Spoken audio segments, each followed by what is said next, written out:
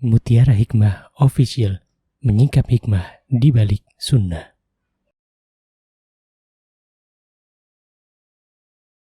Salurkan donasi terbaik Anda untuk mendukung dakwah Mutiara Hikmah Official.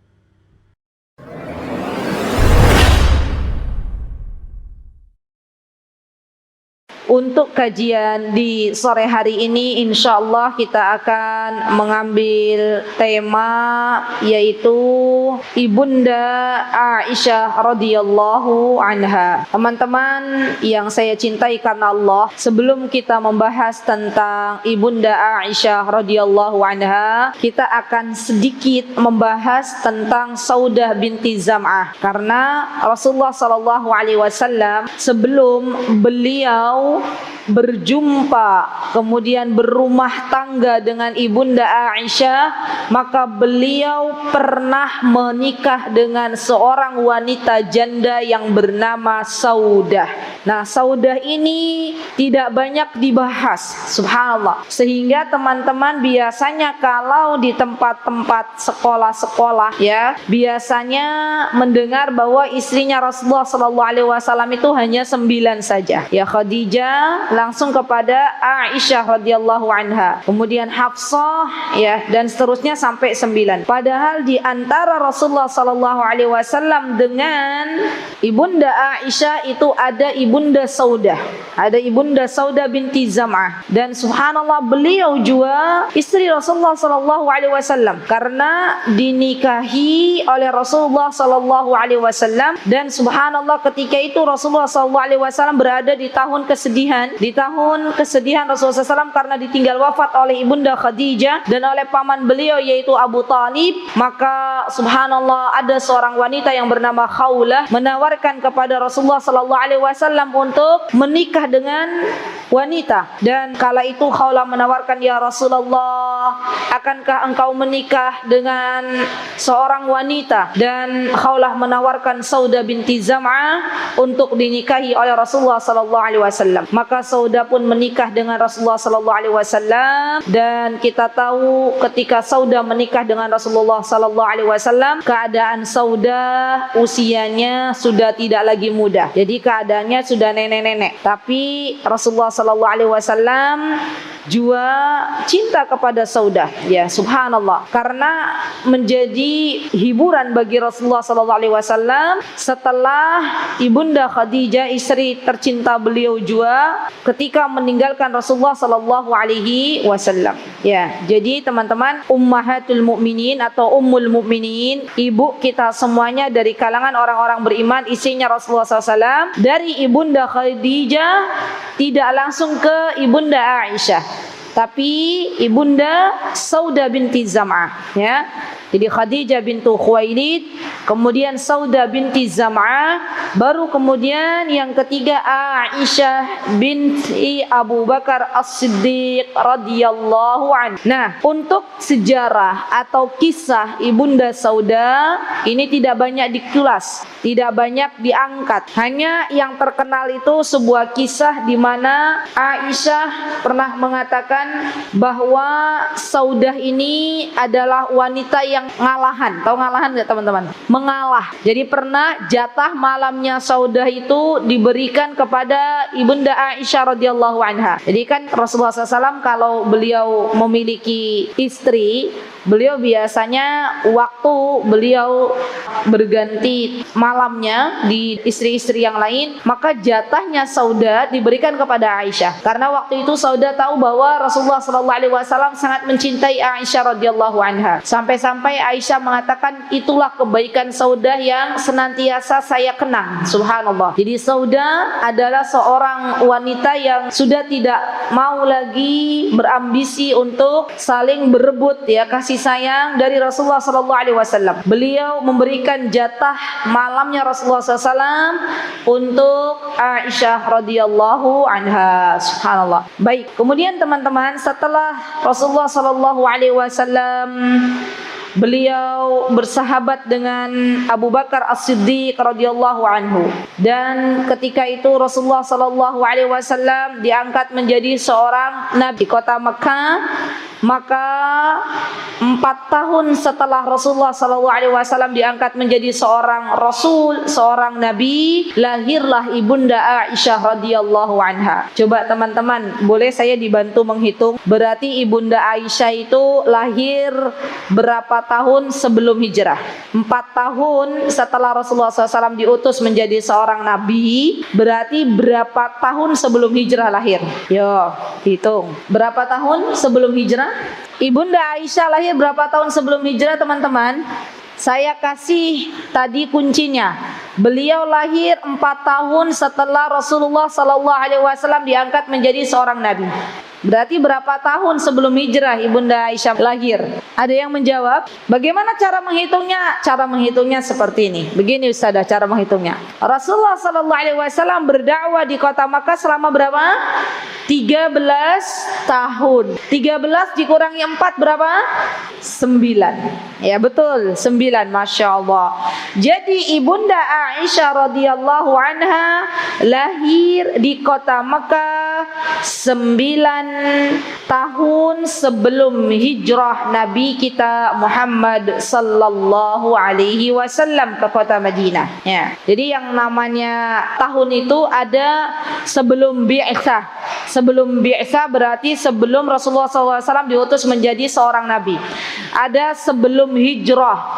Kalau sebelum hijrah berarti sebelum diutusnya Rasulullah SAW menjadi seorang nabi. Ada setelah hijrah. Setelah hijrah berarti setelah diutusnya Rasulullah SAW. Ya. Jadi ada 3 ya teman-teman. Kalau misalnya teman-teman membaca sebuah kitab sirah qablal bi'tsah, sebelum bi'tsah, berarti apa artinya tadi? Sebelum Rasulullah SAW diutus menjadi seorang nabi. Atau qoblal hijrah, misalnya di sebuah sirah qoblal hijrah, misalnya wulida qoblal hijrah, berarti dilahirkan sebelum hijrah Nabi kita Muhammad sallallahu alaihi wasallam dan dilahirkan di kota Makkah. Kemudian kalau membaca ba'dal hijrah, misalnya tahun 6 Hijriah, berarti ketahuilah bahwa ia dilahirkan di kota Nabi kita Muhammad sallallahu alaihi wasallam. Dan ini harus kita pahami, karena kalau kita tidak pahami maka kita tidak akan bisa melihat kapan seseorang itu lahir. Apakah lahir setelah hijrah Nabi kita Muhammad sallallahu alaihi wasallam atau sebelum hijrah Nabi kita Muhammad sallallahu alaihi wasallam. Baik, ibunda Aisyah radhiyallahu anha teman-teman, beliau dilahirkan dalam keadaan orang tuanya sudah memeluk Islam. Subhanallah. Jadi ibunda Aisyah punya ayah namanya Abu Bakar As-Siddiq radhiyallahu anhu. Punya ibu namanya Ummu Rumman. Ya. Dan dua-duanya ayah dan ibunya ibunda Aisyah itu sudah memeluk Islam. Jadi subhanallah, apa kata ibunda Aisyah? Kata beliau, tidaklah aku dilahirkan kecuali kedua orang tuaku sudah memeluk Islam. Subhanallah ya. Di jarang-jarang ada bayi yang mana dilahirkan orang tuanya sudah memeluk Islam dan dilahirkan di kota Makkah. Ya, Masya Allah. Nah, teman-teman pasti tahu bagaimana dan siapa ibunda dari ibunya ibunda Aisyah radhiyallahu anha, yaitu Ummu Rumman, dan ayahnya Abu Bakar As-Siddiq. Kemudian ibunda Aisyah juga punya saudara-saudara. Ya, di antara saudara beliau ada namanya Asma. Asma ini yang beliau diberikan julukan Zatun Niqatain, pemilik 2 ikat pinggang. Itu saudaranya ibunda Aisyah. Ada juga saudaranya namanya Abdullah. Abdullah ini nanti bertugas ketika hijrah Nabi kita Muhammad SAW menjadi mata-mata. Jadi melihat kaum kafir Quraisy sedang apa, dilaporkan kepada Rasulullah SAW, kepada Abu Bakar As-Siddiq. Kemudian Abdurrahman juga beliau adalah anaknya Abu Bakar As-Siddiq. Dan subhanallah, anak-anaknya Abu Bakar As-Siddiq semuanya berkhidmat untuk Islam. Subhanallah. Jadi anaknya Abu Bakar tuh semuanya tuh subhanallah sergap. Tahu sergap nggak ibu-ibu? sregep untuk berdakwah, ya, bukan sregep ngejar dunia, tapi sregep kalau berkhidmat untuk Islam. Subhanallah. Dan tidak heran ketika putra-putrinya Abu Bakar demikian, karena memang Abu Bakar juga adalah seorang laki-laki yang digolongkan pertama kali masuk Islam. Subhanallah. Dan kita tahu buah itu tidak jatuh jauh dari pohonnya. Subhanallah. Jadi Ibunda Aisyah radhiyallahu anha, beliau termasuk anak-anak yang akhirnya subhanallah menjadi anak-anak yang luar biasa, karena dididik oleh orang tua yang sudah memeluk Islam, maka beliau mendapatkan bimbingan yang luar biasa. Ditambah lagi ketika Ibunda Aisyah akhirnya menjadi istri Rasulullah sallallahu alaihi wasallam, langsung dibimbing oleh Rasulullah sallallahu alaihi wasallam. Subhanallah. Dan beliau, teman-teman, Ibunda Aisyah radhiyallahu anha memiliki kulit yang sangat putih, sampai saking putihnya itu kelihatan bagian apanya ini, bagian urat-uratnya, karena saking putihnya. Dan Rasulullah sallallahu alaihi wasallam memanggil Ibunda Aisyah dengan panggilan ya Humaira. Ya Humaira itu adalah wahai seorang perempuan yang kemerah-merahan. Ibu-ibu, kalau di Purworejo ada orang putih ya, kulitnya putih. Biasanya kalau kena sinar matahari jadi merah nggak? Jadi kemerah-merahan kan? Nah, maka panggilannya ya Humaira. Humaira itu berarti Ibunda Aisyah kulitnya berwarna putih. Dan Ibunda Aisyah ini terkenal dengan kecantikannya, Masya Allah ya. Jadi kecantikannya, putihnya, cerdasnya, Masya Allah. Beliau termasuk dari istri Rasulullah SAW yang sangat-sangat cerdas, Masya Allah. Bahkan beliau meriwayatkan hadis dari Rasulullah SAW kurang lebih 1350 hadis, ya Masya Allah. Dan subhanallah, beliau juga adalah wanita yang berilmu, wanita yang faqih, wanita yang dimana para sahabat ridwanullahi alaihim ketika mereka tidak mengetahui sesuatu atau ingin bertanya sesuatu setelah Rasulullah SAW wafat, maka mereka bertanya kepada Rasulullah SAW, ya Masya Allah. Dan beliau, teman-teman, juga memiliki nama kunyah. Kunyahnya beliau adalah Ummu Abdillah, ya. Walaupun beliau belum punya anak yang bernama Abdullah. Jadi kunyah itu boleh. Kunyah itu boleh disematkan walaupun kita belum punya anak. Dulu saya waktu ke Yaman itu di sana syekh kami bilang kepada saya, ya Azizah, kalau di sini seseorang itu biasa dipanggil dengan nama kunyahnya. Dan waktu 2004, waktu itu saya belum punya anak. Maka saya minta kepada Syekh, ya Syekh, tolong beri saya kunyah di mana nama kunyahnya tidak pasaran. Karena biasanya orang Arab itu suka dengan nama Abdullah, suka dengan nama Abdurrahman, ya Ummu Abdurrahman, Ummu Abdullah, itu banyak sekali. Maka kemudian Syekh mengatakan, ya sudah, kunyahnya Ummu Yasir waktu itu ya. Maka kunyah saya Ummu Yasir walaupun belum ada Yasir ya. Dan ternyata setelah saya punya anak, namanya juga bukan Yasir ya. Jadi kunyah itu boleh disematkan walaupun belum punya anak. Kemudian Ibunda Aisyah juga punya laqab. Laqab itu nama yang disematkan karena sifat yang dimilikinya. Beliau memiliki seorang panggilan atau laqab dengan As-Sidqiyah atau As-Siddiqah. As-Siddiqah adalah wanita yang jujur, Masya Allah, As-Siddiqah. Karena kejujuran Ibunda Aisyah manakala hadisul ifk. Nanti insya Allah saya akan berkisah bagaimana hadisul ifk. Ya, apa itu hadisul ifk? Nanti insya Allah kita akan bahas bersama-sama. Baik, teman-teman yang dimuliakan oleh Allah Subhanahu wa taala, ketika Ibunda Aisyah usia beliau 6 tahun, berapa? 6 tahun. Waktu itu Rasulullah sallallahu alaihi wasallam menikahi Ibunda Aisyah, akadnya saja. Belum, mohon maaf, belum menggauli Ibunda Aisyah, belum berumah tangga, tapi baru akadnya saja. Dan kala itu subhanallah, Ibunda Aisyah memang sebelum Rasulullah SAW menikahi beliau, Rasulullah SAW sudah mimpi, diperlihatkan oleh Jibril di secarik kain, ya, diperlihatkan wajahnya Ibunda Aisyah, dan Jibril mengatakan ini adalah istrimu di dunia dan di akhirat. Subhanallah. Rasulullah SAW mengatakan kepada ibu anda Aisyah, wahai Aisyah, kata Rasulullah SAW, aku melihat dalam mimpiku engkau adalah istriku. 2-3 kali Rasulullah diberitahu oleh Allah Subhanahu wa taala bahwa Aisyah besok akan menjadi istrinya Rasulullah SAW. Dan perlu diperhatikan teman-teman bahwa mimpinya seorang nabi, mimpinya seorang rasul itu wahyu. Ya. Dari mana mereka mengetahui mimpi yang akan terjadi dari Allah Subhanahu wa taala? Jadi Rasulullah SAW diperlihatkan oleh Jibril bahwa besok, ya, Aisyah ini akan menjadi istrimu di dunia dan di akhirat.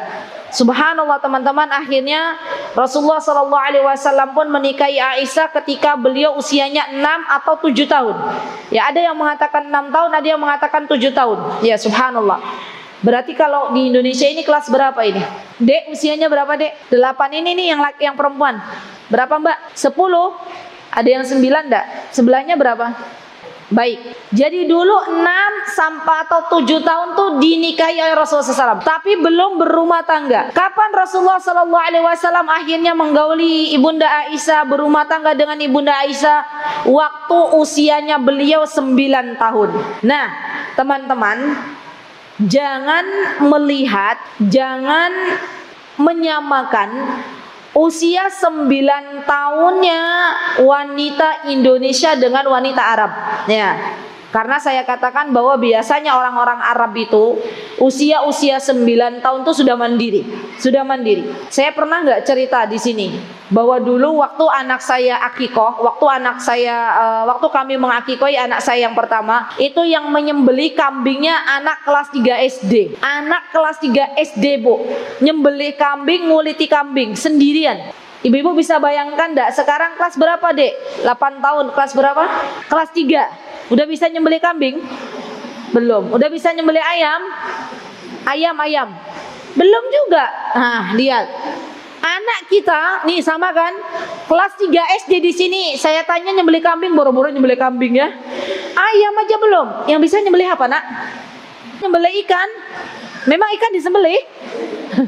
Masya Allah. Jadi di sana itu usia kelas 3 SD, bayangkan ya. Waktu zaman kami 2005, itu kelas 3 SD itu udah bisa nyembelih kambing, udah bisa ngulitin kambing. Anak-anak perempuan di sana usia SD itu sudah bisa ngepel, sudah bisa nyapu, sudah bisa nyuci baju, sudah bisa masaknya. Subhanallah. Jadi saya melihat memang para ibu-ibu di sana itu membiasakan anak-anaknya untuk membantu perdapuran kalau dia anaknya perempuan, dan para bapaknya membiasakan anak laki-lakinya untuk bisa menjadi seseorang yang sudah siap ketika balik. Maka subhanallah, di antara hasilnya anak kelas 3 SD sudah bisa menyembelih kambing dan mengulitinya. Subhanallah. Jadi ibu-ibu, 9 tahun Ibunda Aisyah radhiyallahu anha itu adalah sesuatu yang mungkin di tempat kita itu seperti usia 20 tahun. Ya kan? Sekarang saya mau tanya, di Indonesia usia siap nikah 20 tahun udah siap belum? Insya Allah sudah siap ya. Lah saya nikah 19 tahun, berarti usia 20 tahun sudah siap menikah. Kalau di sana usia 9-10 itu udah biasa ya. Dan kalau di Arab dulu usia 9 tahun itu dicela, maka yang pertama kali mencela pernikahan Ibunda Aisyah adalah Abu Jahal. Ya, dan buktinya Abu Jahal tidak mencela pernikahan Rasulullah SAW dengan Ibunda Aisyah. Berarti di sana dulu pada zaman Rasulullah SAW usia anak-anak menikah 9 tahun 10 tahun itu sudah menjadi hal yang biasa. Ya, menjadi hal yang biasa. Di sini ada simbah mbah nggak? Pernah nggak ibu-ibu dengar zaman dulu kala ada nggak yang usia 12 tahun nikah? Ada ya? 12 tahun nikah ada kan? 14 tahun menikah ada? Ada. Coba bandingkan 14 tahun anak zaman dahulu dengan 14 tahun anak zaman sekarang. Beda nggak, Bu? Beda banget ya. Kalau zaman dulu 14 tahun tuh udah siap menikah karena memang sudah terbiasa membantu ibunya di dapur. Anak sekarang 14 tahun kerjaannya pegangnya HP, ya. Suaminya mau makan tinggal nunul-nunul, gitu kan? Mau nyuci tinggal nunul, panggil tukang laundry gitu ya. Subhanallah. Jadi subhanallah memang betul dulu ketika Rasulullah SAW akhirnya berumah tangga dengan ibunda Aisyah di usia 9 tahun, itu memang kondisinya subhanallah sudah menjadi hal yang biasa di kalangan orang-orang Arab, ya. Nah, waktu itu teman-teman, ibunda Aisyah subhanallah ya menjadi seorang istri Rasulullah sallallahu alaihi wasallam dan menjadi ummul mukminin, ya. Dan beliau hidup bersama Rasulullah sallallahu alaihi wasallam dalam keadaan menjadi keluarga yang bahagia, ya. Karena memang Rasulullah SAW sangat mencintai ibunda Aisyah radhiyallahu anha. Subhanallah. Ketika ditanya kepada Rasulullah SAW, ketika ditanya, ya Rasulullah, siapakah seorang yang paling engkau cintai? Maka kata Rasulullah SAW, Abu Bakar As-Siddiq radhiyallahu anhu. Summa man?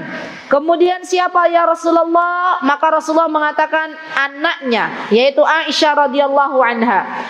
Dan subhanallah, pernikahan Aisyah dan Rasulullah SAW teman-teman terjadi pada tahun kedua Hijriah, yaitu pada peperangan Badar, pada waktu peperangan Badar, setelah perang Badar di kota Madinah An-Nabawiyah. Masya Allah. Dan subhanallah, ketika Rasulullah SAW menikahi Aisyah radhiyallahu anha, maka Rasulullah SAW pernah mengatakan, apa kata Rasulullah SAW? Lelaki yang sempurna itu jumlahnya banyak. Lelaki yang sempurna itu jumlahnya banyak. Dan tidak ada wanita yang sempurna selain Maryam bintu Imran dan Asia istrinya Fir'aun.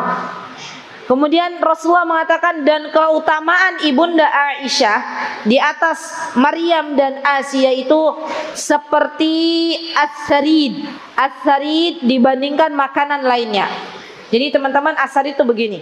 Saya dulu pernah makan juga as-sarid. As-sarid itu kalau orang Arab bilang as-sarid. As-sarid itu daging, tahu teman-teman daging kambing direbus di presto, dikasih rempah-rempah Arab. Setelah itu nanti setelah dagingnya itu matang, ada kuahnya, teman-teman ambil roti khubz itu, disobek-sobek, dimasukkan ke kuah dagingnya dan dimakan. Itu kami dulu itu adalah makanan terenak, ya. Jadi as-sarid ini adalah makanan terenak di zaman Rasulullah SAW sampai sekarang di kalangan orang-orang Arab, ya. Makanan yang istimewa, ya, dagingnya aja daging kambing. Maka kata Rasulullah SAW, Aisyah itu diumpamakan seperti as-sarid. As-sarid dengan makanan yang lainnya, menyenangkan. Orang kalau lihat di depannya ada as-sarid maka pasti suka.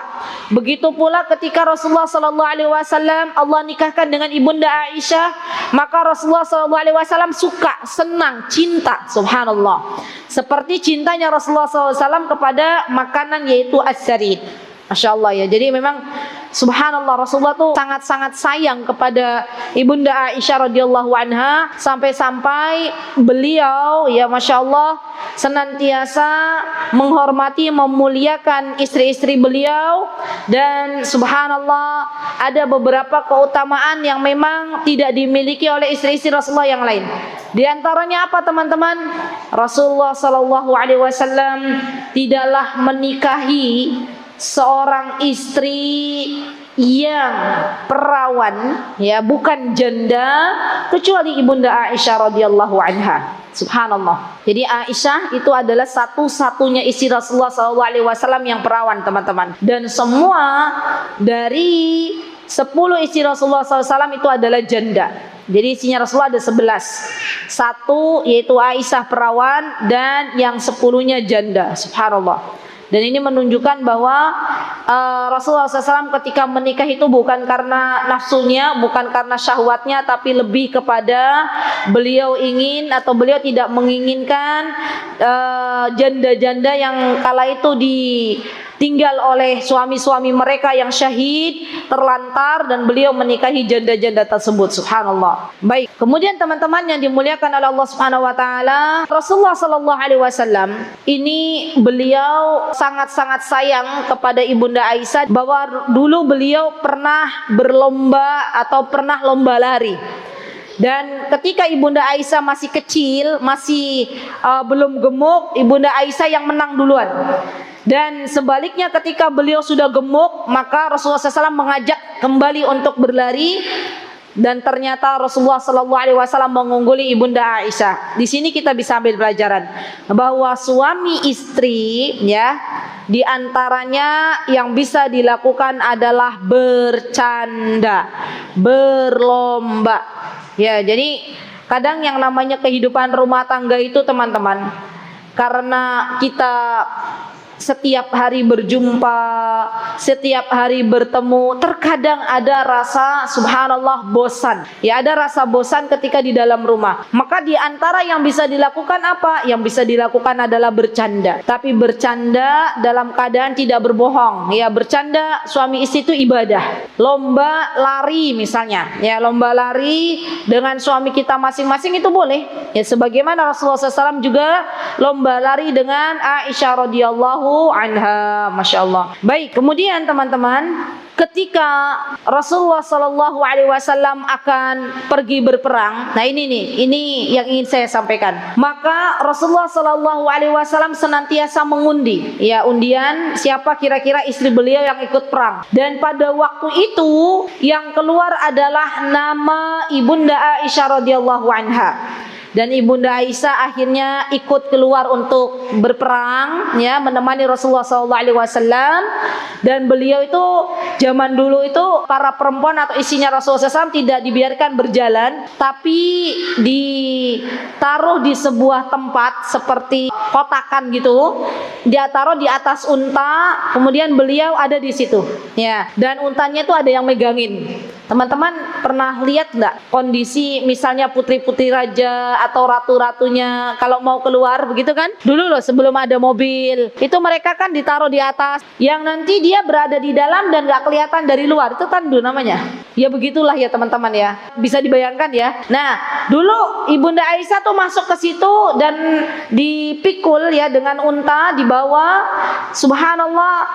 Pas waktu itu kejadian di mana sebelum masuk kota Madinah, subhanallah, Ibunda Aisyah waktu itu beliau ada hajat keperluan, ya. Ketika kembali lagi, beliau merasa kok kayak ada yang hilang. Ternyata kalung beliau itu hilang. Subhanallah, tanpa sepengetahuan dari prajurit-prajurit yang kala itu Ibunda Aisyah keluar lagi. Dan subhanallah, prajurit itu mengira bahwa Aisyah ini ada di dalam tandu itu. Padahal Aisyah waktu itu masih mencari kalungnya. Dibawalah tandu itu, dikiranya ada Ibunda Aisyah, tapi ternyata tidak ada. Ya. Dan Ibunda Aisyah waktu kembali lagi ke tempat di mana beliau ya berjumpa dengan Rasulullah SAW dan para sahabatnya, kaget, sudah nggak ada orang. Ya. Jadi para sahabat itu mengira Ibunda Aisyah sudah naik. Padahal ternyata belum ada orang. Jadi mereka itu mikul mungkin karena saking ringannya Ibunda Aisyah, jadi nggak kelihatan kan, nggak mungkin mereka ngintip nih kira-kira di dalam ada orang nggak gitu ya. Subhanallah. Dan Ibunda Aisyah akhirnya apa teman-teman? Beliau tertidur saking capeknya habis cari kalungnya. Dan ketika beliau tertidur, subhanallah, waktu itu ada seorang sahabi namanya Sofwan. Sofwan ini juga tertinggal rombongan. Ya. Jadi beliau tertinggal rombongan dan ketika melihat Ibunda Aisyah, beliau langsung beristirja, inna lillahi wa inna ilaihi raji'un. Kaget karena tahu itu kenapa ada orang sendirian, ya. Sendirian, tidak ada siapa-siapa di tengah gurun pasir.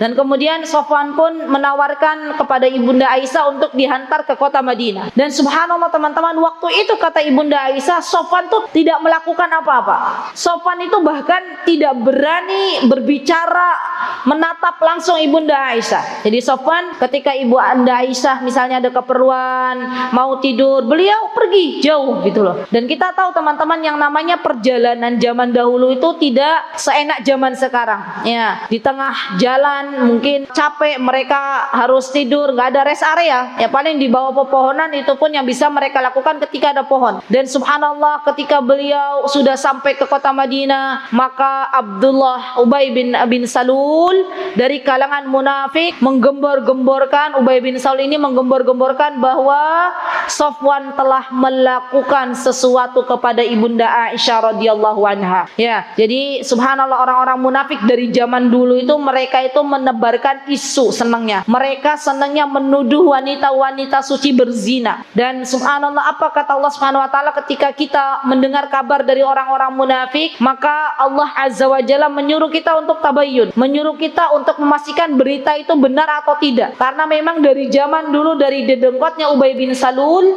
itu mereka adalah orang-orang yang tidak suka dengan Islam.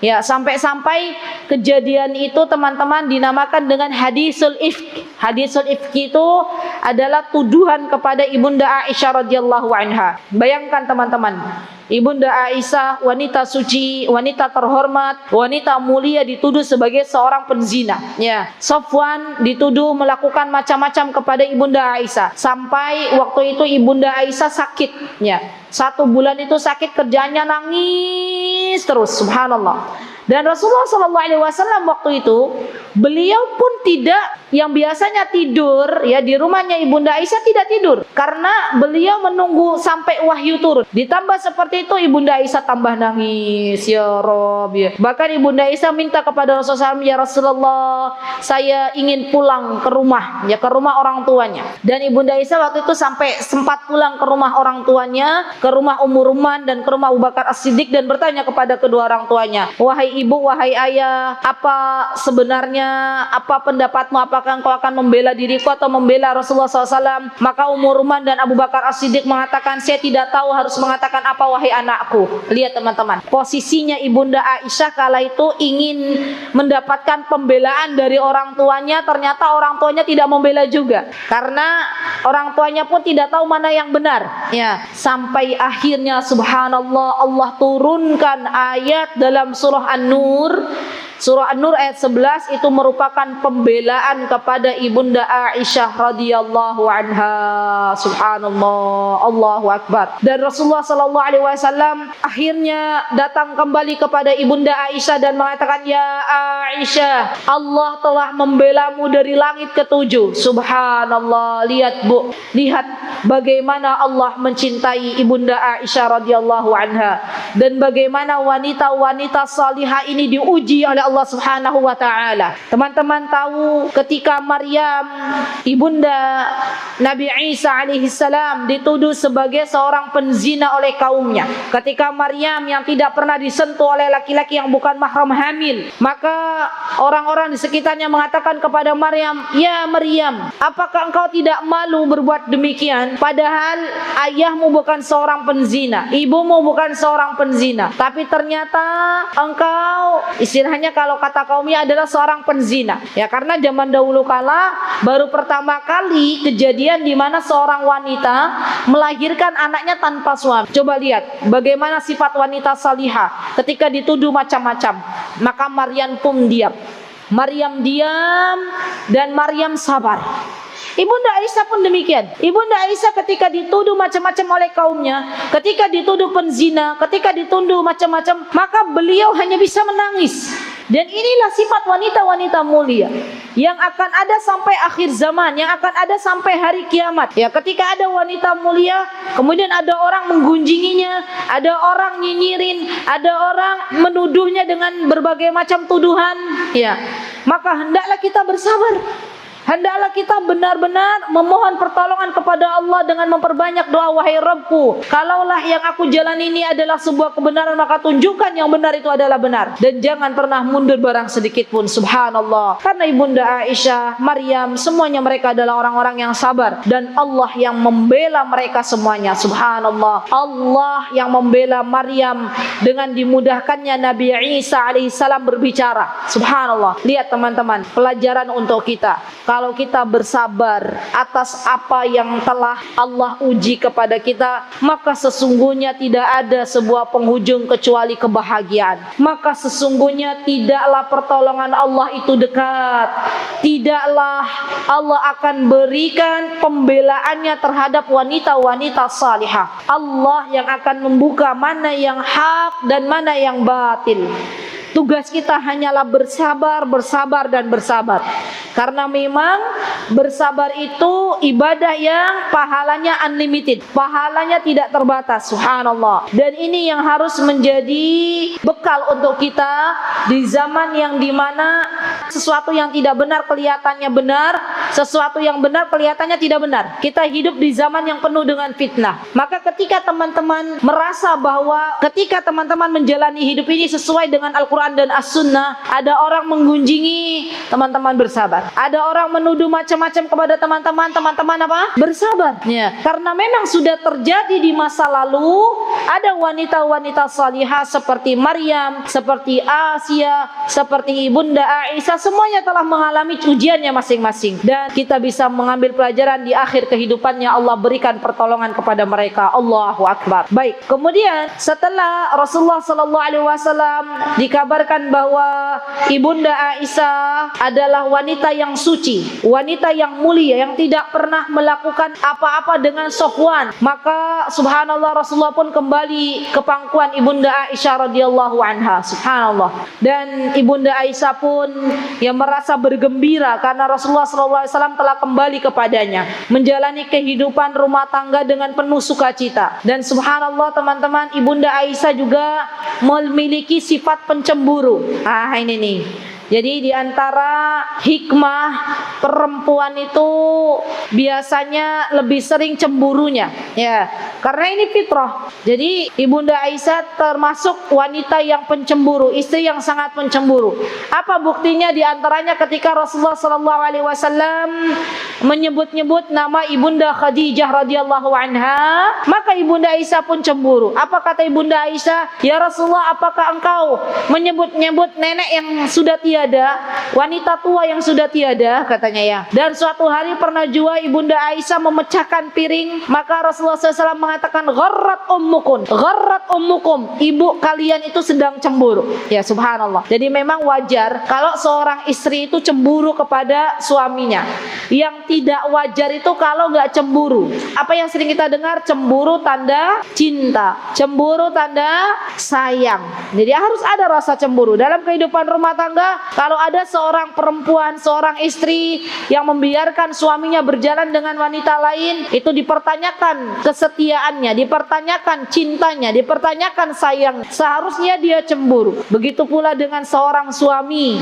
Seorang suami juga harus memiliki rasa cemburu kepada istrinya, manakala istrinya berjalan dengan laki-laki yang bukan mahram. Dan disinilah kehidupan rumah tangga akan berjalan dengan baik. Subhanallah. Kemudian teman-teman yang dimuliakan oleh Allah Subhanahu wa ta'ala, Ibunda Aisyah juga termasuk, ya subhanallah, seorang wanita di mana beliau mempelajari ilmu kesehatan. Masya Allah ya. Jadi beliau itu juga bukan hanya seorang yang faqih, bukan hanya seorang yang pandai dalam ilmu agama, tapi beliau juga pandai dalam ilmu pengobatan. Ya, ilmu tib. Beliau pandai dalam ilmu kesehatan, dalam ilmu pengobatan. Dan subhanallah, beliau juga pandai dalam syair. Ya, jadi keutamaan Ibunda Aisyah juga beliau pandai dalam syair. Syair itu seperti teman-teman bisa lihat orang-orang Arab biasa mendendangkan sesuatu. Kalau mereka tidak mendendangkan Al-Quran ataupun hadis, biasanya mereka mendendangkan syair. Dan memang orang Arab itu kelebihannya adalah mereka mampu untuk bersyair. Jadi kalau teman-teman lihat, ya saya dulu pernah diceritai oleh suami saya, orang Arab itu kalau lagi nyetir mobil, ya mereka itu biasa bersyair. Ya sa'ili an madhabi wa aqidati ruziqal huda man lil hidayati yas'alu isma kalami muhaqqiqin fi qawlihi la yansani anhu wa la yatabaddalu, misal. Itu syair. Dan mereka biasa menghafal syair itu sesuatu yang mereka itu cinta, mereka itu senang. Ya. Bahkan Ibunda Aisyah akhirnya menjadi wanita yang pandai bersyair. Dan ini menunjukkan bahwa beliau termasuk termasuk orang yang pandai di kaumnya. Ya, misal contoh nih teman-teman, di Indonesia ini kelebihannya apa? Di Indonesia ini kelebihannya kalau orang pandai ilmu matematika berarti dia pintar. Misal, maka Ibunda Aisyah ketika dia pandai bersyair, beliau termasuk orang yang pintar, orang yang cerdas menurut kalangan orang Arab. Ya, jadi beliau seorang yang pandai ilmu agama, seorang yang pandai dalam bersyair, dan seorang yang pandai dalam ilmu mengobati atau ilmu tib atau ilmu kesehatan. Subhanallah. Kemudian teman-teman yang dimuliakan oleh Allah Subhanahu wa taala, Ibunda Aisyah juga diantaranya keutamaan yang dimiliki oleh beliau. Dulu waktu Rasulullah sallallahu alaihi wasallam sudah mengalami sakit yang sudah mendekati kematian, maka Rasulullah sallallahu alaihi wasallam meminta kepada para istri beliau untuk beliau diminta untuk dirawat di rumah Ibunda Aisyah radhiyallahu anha, dan istri-istri beliau pun menyetujui permintaan Rasulullah sallallahu alaihi wasallam. Jadi pada waktu Rasulullah SAW sakit, dan Rasulullah itu sakit itu di penghujung hidupnya teman-teman. Selama beliau hidup, beliau itu nggak pernah sakit. Ya, sekalinya sakit, beliau sakit parah itu ketika beliau akan wafat, ketika beliau akan meninggal dunia, dan itu yang merawat adalah Ibunda Aisyah radhiyallahu anha. Subhanallah. Sampai akhirnya di waktu Rasulullah SAW akan mendekati ajalnya, datanglah saudara kandungnya Ibunda Aisyah yaitu Abdurrahman. Abdurrahman bawa siwak, tahu siwak nggak teman-teman? Siwak, dan Rasulullah tuh matanya melihat seperti pengen siwak, karena memang Rasulullah SAW itu dulu waktu hidupnya suka siwakan. Sampai-sampai Rasulullah SAW mengatakan, laula an asyqa ala ummati la amartuhum bisiwak. Kalaulah tidak memberatkanku, maka aku akan anjurkan umatku untuk bersiwak. Ya, subhanallah. Dan Ibunda Aisyah paham apa yang diinginkan oleh suaminya, dan subhanallah, akhirnya Ibunda Aisyah meminta kepada Abdurrahman untuk memberikan siwak kepada Rasulullah SAW, dan Rasulullah pun bersiwak. Ya, setelah bersiwak tidak lama kemudian beliau mengangkat tangan beliau. Apa kata beliau? Saya telah menyampaikan apa yang telah engkau perintahkan wahai Rabbku, ya. Dan kemudian beliau meninggal di pangkuan Ibunda Aisyah radhiyallahu anha. Subhanallah. Jadi Rasulullah sallallahu alaihi wasallam meninggal di pangkuan istri beliau yang tercinta yaitu Ibunda Aisyah radhiyallahu anha. Dan kita tahu kaidah yang berlaku, apabila seorang nabi meninggal, maka ia dikuburkan di tempat di mana ia meninggal. Ya. Jadi teman-teman, kuburnya Rasulullah SAW yang teman-teman saat ini lihat itu bukan di dalam masjid, bukan. Tapi itu dulu adalah rumahnya Ibunda Aisyah radhiyallahu anha. Dan rumahnya Ibunda Aisyah itu dekat dengan masjid, tapi dulu tidak menyatu dengan masjid. Setelah ada perluasan, maka akhirnya rumahnya Ibunda Aisyah masuk dalam kawasan masjid, dan ini menjadi bukti bahwa Rasulullah Shallallahu Alaihi Wasallam tidaklah dikubur di dalam masjid, ya, tapi beliau dikubur di dalam rumahnya Ibunda Aisyah radhiyallahu anha. Ya, subhanallah. Dan subhanallah, setelah Rasulullah Shallallahu Alaihi Wasallam meninggal, maka istri-istri Rasulullah Shallallahu Alaihi Wasallam satu pun tidak ada yang menikah lagi, karena sebuah syariat telah ditetapkan bahwa tidak boleh istri-istri Rasulullah SAW menikah sepeninggal Rasulullah SAW. Kenapa demikian teman-teman? Karena istri-istri Rasulullah kelak akan menjadi istrinya Nabi kita Muhammad SAW di surganya. Ya, jadi nggak ada. Kalau teman-teman mendengar berita ada istri Rasulullah SAW yang menikah kembali setelah Rasulullah wafat, itu adalah berita yang dusta, berita yang bohong. Karena memang tidak ada istri Rasulullah SAW yang menikah kembali setelah Rasulullah SAW wafat. Ya, subhanallah. Dan beliau menjalani kehidupan dengan sukacita. Beliau Ibunda Aisyah sepeninggal Rasulullah SAW, beliau menjadi seorang ahli ibadah yang senantiasa beribadah kepada Allah Subhanahu wa taala, dan beliau meninggal di masa kekhalifahan Umayyah ya.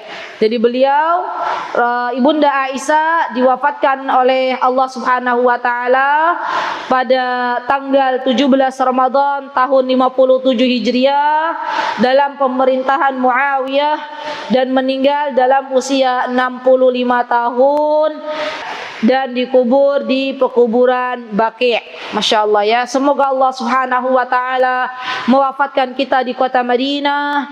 Semoga Allah Subhanahu wa taala menguburkan jenazah kita di pekuburan Baqi', dan semoga Allah Subhanahu wa taala menyolatkan jenazah kita kelak di Masjid Nabawi. Amin. Allahumma amin.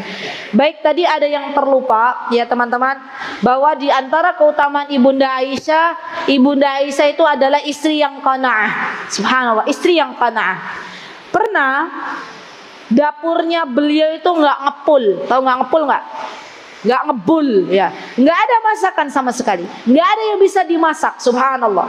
Sampai-sampai Ibunda Aisyah pernah mengatakan, kami itu pernah hidup di mana di rumah kami hanya ada dua jenis aswadain, dua jenis, dua hitam-hitaman. Apa itu kata beliau?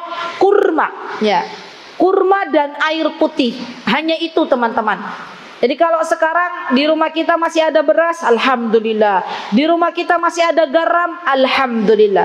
Karena dulu istri-istri Rasulullah pernah mengalami demikian. Gak ada yang bisa dimakan kecuali kurma dan air.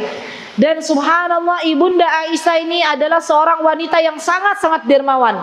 Saya teringat kisah di mana ada seorang ibu beserta anaknya datang kepada Ibunda Aisyah, dan beliau waktu itu bilang bahwa tidak ada di rumah beliau kecuali satu buah kurma, teman-teman. Bukan satu kardus kurma, bukan satu toples kurma, tapi satu buah kurma. Di mana satu buah kurma itu akhirnya Ibunda Aisyah berikan kepada ibu yang meminta-minta, dan ibu yang meminta-minta membagi dua kurmanya, setengah untuk dirinya dan setengah untuk anaknya. Subhanallah. Dan ini menunjukkan bahwa Ibunda Aisyah adalah istri yang qanaah. Pelajaran yang bisa kita ambil untuk kita para istri, bahwa hendaklah kita itu hidup dengan qanaah, dengan merasa cukup atas pemberian Allah Subhanahu wa taala. Karena ketika kita ridha, ketika kita benar-benar beriman dengan takdir Allah, maka itu yang akan membahagiakan kita. Dan subhanallah, Ibunda Aisyah tidak diberikan anak oleh Allah Subhanahu wa taala, beliau pun ridha. Jadi Rasulullah SAW ketika menikah dengan Ibunda Aisyah tidak ada anak dari Ibunda Aisyah radhiyallahu anha, tapi beliau tidak bersedih. Beliau ridha dengan ketetapan Allah Subhanahu wa taala. Dan itulah yang terbaik untuk kehidupan Rasulullah SAW dengan Ibunda Aisyah. Pernah ada yang bertanya kepada saya, Ustazah, ada nggak anak dari Ibunda Aisyah? Saya katakan, saya belum pernah membaca sirah yang mana menjelaskan bahwa Aisyah punya anak. Tidak ada. Ya. Jadi Rasulullah SAW yang saya ketahui itu punya anak dari rahim Ibunda Khadijah radhiyallahu anha, dan juga dari Maria Al-Qibtiyah. Kalau dari Ibunda Khadijah anaknya berapa kemarin? 6 ya. Ibrahim, Abdullah, Zainab, Ummi Kulsum, Ruqayyah dan Fatimah. Kalau dari Maria Al-Qibtiyah, Ibrahim.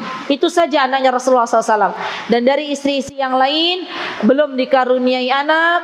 Dan subhanallah, Rasulullah SAW ridho dengan ketetapan Allah Subhanahu wa taala. Semoga Allah Subhanahu wa taala meridhai para ummahatul mukminin radhiyallahu anhunna jami'an, dan semoga Allah Subhanahu wa taala mempertemukan kita kelak dengan ummahatul mukminin, istri-istri Rasulullah sallallahu alaihi wasallam di akhirat, dan semoga kita bisa meneladani jejak-jejak istri-istri Rasulullah SAW yang begitu teguh, yang begitu setia, yang begitu penyabar, yang begitu qanaah, yang luar biasa cintanya kepada Rasulullah sallallahu alaihi wasallam. Dan semoga kita semuanya diberikan keluarga yang sakinah, mawaddah, warahmah. Amin. Allahumma amin. Itu yang bisa saya sampaikan dalam kesempatan yang berbahagia ini. Kurang lebihnya saya mohon maaf yang sebesar-besarnya apabila ada kekurangan. Aqulu qauli hadza wastaghfirullah li wa lakum wa akhiru da'wana alhamdulillahi rabbil alamin. Wassalamualaikum warahmatullahi wabarakatuh. Mutiara Hikmah Official. menyingkap hikmah di balik sunnah.